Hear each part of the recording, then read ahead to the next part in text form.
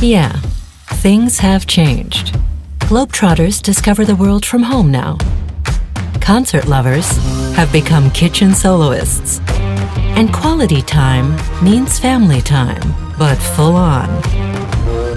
We've even become school teachers and entertainers, doing a pretty good job, mostly. And 20 square feet of kitchen we hardly noticed before have become the first touch point for everything we do.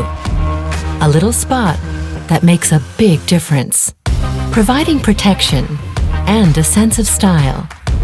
It's a place for washing away your worries,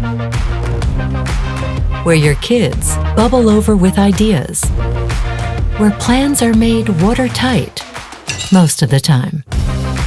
It's good there are some things you can always rely on.